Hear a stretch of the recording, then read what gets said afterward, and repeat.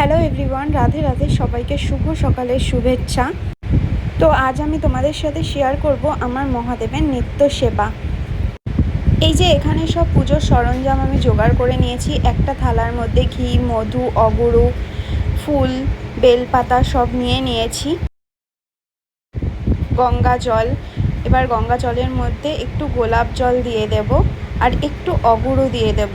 আমার কাছে না আকন্দ ফুলের মালা ছিল না, আমি আকন্দ ফুল পাইনি, তো আজকে আমি রজনীগন্ধার ফুলই দিচ্ছি। আর একটু দিয়ে দেব জলের মধ্যে শ্বেত চন্দন, আর দিয়ে দেব একটু ফুল।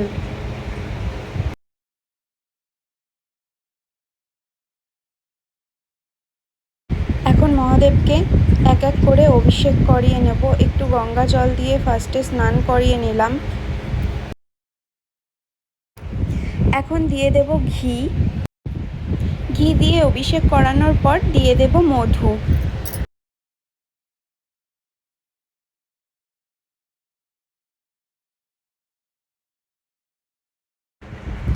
মহাদেবকে একটু ভালো করে ঘি আর মধুটা ভালো করে লাগিয়ে দেব গায়ে।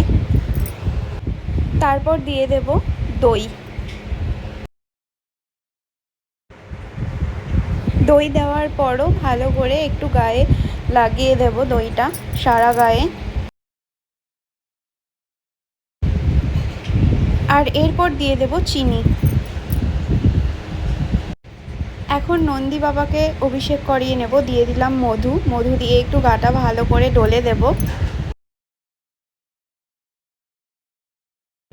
নন্দী বাবাকেও এক এক করে চিনি, দই সব দিয়ে অভিষেক করিয়ে নেব। গঙ্গা জল দিয়ে অভিষেক করিয়ে নেব। এদিকে আমি ত্রিশূল আর বাসুকীনাগকেও অভিষেক করিয়ে নিচ্ছি।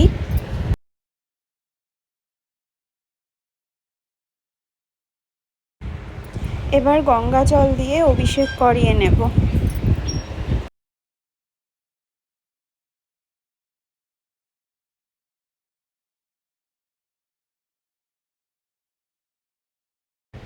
ত্রিশূল, বাসুকীনাগ, নন্দী বাবাকেও গঙ্গা জল দিয়ে অভিষেক করিয়ে নিলাম।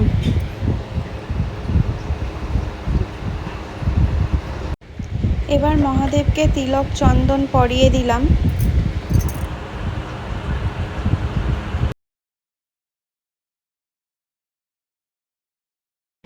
এবার মহাদেবকে ফুলের মালাটা পরিয়ে দেব।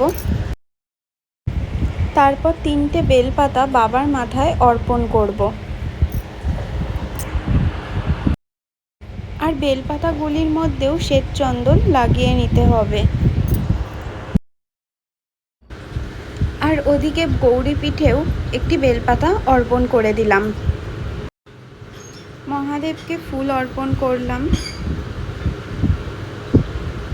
তারপর ত্রিশূলে ফুল অর্পণ করে নিলাম।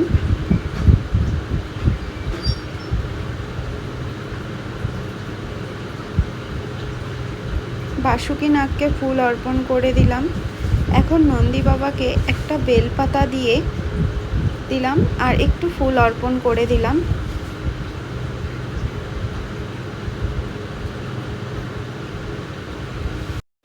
এখন মহামৃত্যুঞ্জয় মন্ত্রটি বলতে বলতে মহাদেবকে গঙ্গা জল অর্পণ করব। এবার আরতি করে নেব।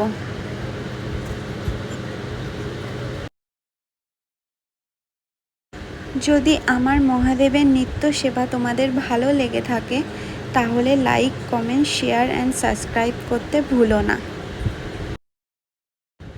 দেখা হবে নেক্সট একটি ভিডিওতে। এখনকার মতো টাটা। হর হর মহাদেব।